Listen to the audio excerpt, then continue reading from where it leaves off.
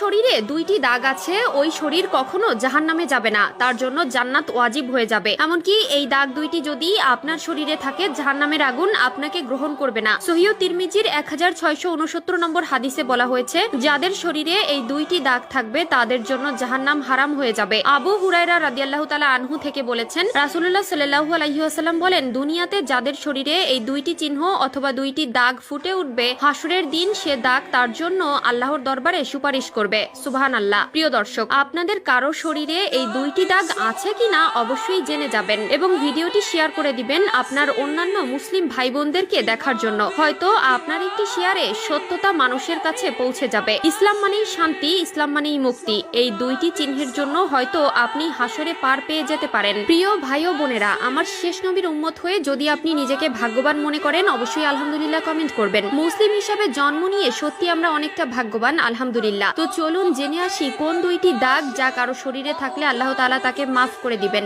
1 নম্বর দাগ হলো, রাসূলুল্লাহ সাল্লাল্লাহু আলাইহি ওয়াসাল্লাম বলেছেন, যে ব্যক্তি জিহাদের ময়দানে আল্লাহকে খুশি করার জন্য, আল্লাহর দ্বীন কায়েম করার জন্য অথবা আল্লাহর সন্তুষ্টি অর্জনের জন্য যে ব্যক্তি শত্রুর মোকাবেলা করতে গিয়ে শত্রুপক্ষের আঘাতে তার শরীরে ছোট্ট একটা দাগও যদি হয়ে যায়, তার জন্য জান্নাত ওয়াজিব হয়ে যাবে। এই দাগওয়ালা শরীরকে আল্লাহ তাআলা অনেক ভালোবাসেন। এই দাগ থাকার কারণে কিয়ামতের ময়দানে আল্লাহ তাআলা তাকে জান্নাতে দিয়ে দিবেন। প্রিয় ভাইয়েরা, আমার আল্লাহর দ্বীনকে কায়েম করার জন্য যাদের শরীরে বিন্দু পরিমাণ দাগ হয়েছে, তারা কতই না সৌভাগ্যবান। আল্লাহ আপনাকে জান্নাতি হিসেবে মনোনীত করেছে বলেই আপনার শরীরে এমন দাগ হবার সুযোগ এসেছে। 2 নম্বর দাগ হলো, ফরজ ইবাদত সমূহের মধ্যে যদি কোনো একটি দাগ তার শরীরে দেখা দেয়, তাহলে তার জন্য জান্নাত ওয়াজিব হয়ে যাবে। যেমন যদি কোনো ব্যক্তি ফরজ ইবাদত করতে গিয়ে তার শরীরে দাগ করে ফেলে, নামাজ পড়তে পড়তে যদি আপনার হাঁটুতে, আপনার কপালে, আপনার পায়ে দাগ হয়ে যায়, বুঝে যাবেন আল্লাহ আপনার জন্য সুসংবাদ দিয়েছে। তবে এখানে একটি বিষয় হলো, লোক দেখানো নামাজ থেকে সকলে বিরত থাকবেন।